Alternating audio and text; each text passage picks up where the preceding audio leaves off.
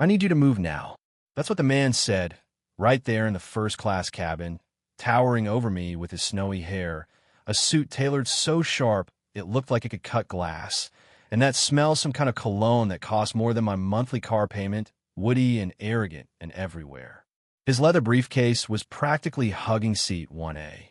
My seat, his wife, hair the color of fresh straw and a cashmere sweater to match, stood behind him, clearly expecting me to fold. I glanced up from my tablet, saw the red warning from Zoe's college financial aid office, and the little countdown in the corner. 18 minutes till boarding closed. That was how long I had to settle this, breathe, and get my head on straight before the doors closed, and this flight took me to Chicago. I kept my face neutral, the way you learn after being the only black woman in too many boardrooms for too many years. "I'm sorry, sir, but this is my assigned seat." Voice calm, fingers brushing the worn edge of my company pin, 15 years at Reynolds Financial Advisors, visible right there on my lapel. The man's face tightened, mouth hardening into lines carved by decades of getting his way. He leaned closer, voice dropping, all stage whisper and condescension. "My wife and I always sit together in first class. Some booking error must have put you here instead of," his eyes flicking toward Coach, "your usual section." Yeah, that happened. You know what I mean? I felt my cheeks burn, but I kept my breathing steady. Around us, first-class passengers pretended not to listen, even as they craned their necks for the show. A woman across the aisle shot me an eyebrow, but dropped her eyes quick when I looked her way. Then came the flight attendant, smile fixed, and just a little too tight, blonde hair pulled back so hard it looked painful. "Is there a problem here?" she asked, but not to me, not even pretending. She turned her body to the man, already assuming he was the one who belonged here. He jumped right in, waving his hand at me like I was a nuisance. "We need this seat." The attendant, Melissa, her badge said, glanced at me, smile apologetic but cold. "Ma'am, maybe you wouldn't mind switching? We have a lovely seat in premium economy, just opened up." Over her shoulder, I noticed the little red camera light, cabin security always watching. And 2 passengers had their phones up, not even pretending to check email. One, a girl with purple hair, gave me a tiny nod solidarity, maybe, or just looking for a viral TikTok. I set my boarding pass with a printed bold on my lap beside my gold-embossed Reynolds portfolio. "I'm afraid I can't switch," I said, soft but firm. "I booked this seat to work. I have a client meeting as soon as I land." I gestured to my portfolio, 6 months of research writing in that leather folder. Reynolds had a policy. Senior advisors fly first class to high-stakes meetings. The man actually snorted. His wife shrank back, scanning the audience. "Senior advisor at Reynolds?" he said, dripping disbelief. "I find that hard to believe." The boarding count ticked down, the cabin tension so thick you could almost see it. That's when another voice joined in 2 rows ahead. A man, older Asian, salt and pepper hair, pilot's wings on his jacket. He stood, straight-backed and calm. "This passenger has a confirmed reservation for her seat." "Correct." Melissa's confidence wavered. "Yes, but then airline policy is clear." He turned to me, respectful. "I apologize for the confusion. MS. Roberts," I said, and he nodded. "Thomas Chun, Flight Operations Director." He offered to help the couple find seats together in another section. The man's face went the color of beets. "Do you know who I am? I've held diamond status for 15 years. Chun, steady as ever. We value your business, Mr. Kessler, but we cannot ask another passenger to surrender a seat they purchased." Now the cabin was silent. "Phones up, all attention here." I opened my tablet case, saw Zoe's smiling graduation photo, a reminder why I was here at all, every late flight, every indignity, every single fight to hold my place. Next to it, my ID, Senior Investment Advisor, Diversity Leadership Council Chair. Not an accident, my motivation, side by side with my credentials. Kessler's wife tugged at his sleeve. "Martin," everyone's staring. More phones were out now. Melissa was ordered to find them seats elsewhere. "I'll be speaking to your corporate office," Kessler hissed, not quietly, as he was led away. Chun gave me a little nod before sitting back down, professional respect between two people who know what it costs to stand your ground. I turned to Zoe's email. The financial aid package had shrunk. Again, $12,450 due in 30 days. After losing Robert, her dad, 4 years ago, I was all she had. That's why this meeting mattered. My commission could cover the gap. I was not going to let her drop out. The PA crackled, boarding was complete, and the planes started taxiing. Kessler's glare burned holes in my seat back, but I didn't give him the satisfaction of turning around. My phone buzzed. Zoe, everything okay? I typed, all fine. Love you. No mention of what just happened. She already worried enough about her mom in these rooms. As we climbed to altitude, I prepped my presentation. Reynolds pitching to handle Lakeside Hospital's pension fund, a contract that could cover Zoe's last 2 years. What my colleagues didn't know was before finance, I'd worked in hospital administration. I knew what mattered to these clients. Not that my firm ever listened. Last performance review. Strong technical skills, but you need to be more visible. You're our diversity success story, Denise. Let's leverage that. I wanted to be leveraged for my skills, not my skin color. The seatbelt sign went off. Chun walked by, pausing in my row. Ms. Roberts, apologies again.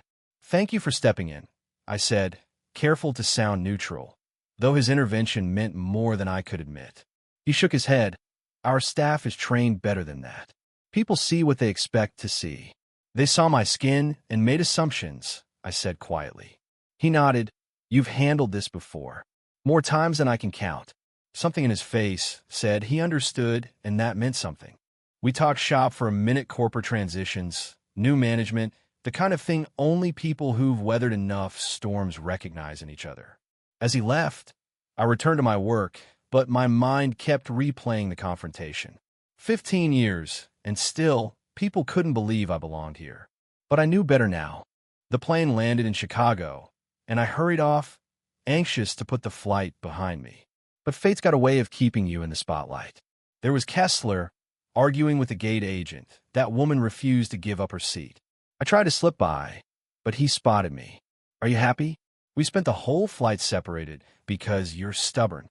For a second, I almost apologized, but then a tall black woman in a navy suit swept up. Mr. Kessler, I'm Vivian Taylor, VP of Customer Experience. I've reviewed the report. Let's speak privately. He wasn't having it. Your airline let this person keep a seat that should go to a loyal customer. Phones were out recording. Vivian didn't flinch. Transamerican Airways doesn't reassign confirmed seats based on the criteria you seem to be suggesting. Her tone cut through his bravado. She turned to me. Ms. Roberts, I apologize for your experience. May I have your card? For the first time that day, I felt seen. As she led Kessler away, I headed for baggage claim, my nerve jangling. My meeting had been moved up, traffic was a mess, and there was no time to dwell on the drama. I met Trevor, my colleague, in the hospital lobby, and he barely glanced at me, just wanted the pitch to go smooth. Inside the boardroom, I found my groove. The CEO, Dr. Jackson, legendary in hospital circles, black, silver hair pulled back, eyes sharp as glass, remembered me from my admin days. You presented on pension resilience in '09, didn't you? She said. For the first time all week, I felt the weight of all those years of expertise in the room, recognized. I laid out a strategy tailored to their staff, using the younger nurses' investment horizon to support more aggressive growth, protecting the older docs' nest eggs. The board leaned in, engaged. Dr. Jackson scheduled a follow-up breakfast, just me and her. Back in my hotel, Zoe called. How'd it go, Mom? She asked, hope in her voice. Better than expected, I said, not ready to share all the drama. She told me about organic chem, about a cute guy in her study group. That grounded me. That night, as I prepped for breakfast with Dr. Jackson, I got a call from Vivian Taylor at Transamerican. She wanted my perspective and, after a few pointed questions, asked if I'd be willing to consult on their own pension fund. Suddenly, that ugly flight was turning into opportunity. At breakfast, Jackson laid her cards on the table. Lakeside was considering bringing their pension management in-house. Why be interested in building that department? The offer came with higher pay, educational benefits for Zoe, real authority. Later that day, in a downtown glass tower, Vivian offered something even bigger, a new VP role at Transamerican, building financial equity from the ground up for thousands of airline employees. All weekend, I weighed my choices. Reynolds had offered me stability when I needed it, but had never seen my whole self. Lakeside was a chance to go back to my roots. Transamerican was a leap, but a leap toward being fully seen, fully valued, and fully responsible for what I built. Monday morning, I made the calls, accepted the Transamerican offer with the promise to transition clients at Reynolds responsibly. Thanked Jackson at Lakeside for her faith in me. Told Mercer at Reynolds I was leaving. The next few weeks were a blur. At Reynolds, people who'd never really spoken to me suddenly wanted meetings.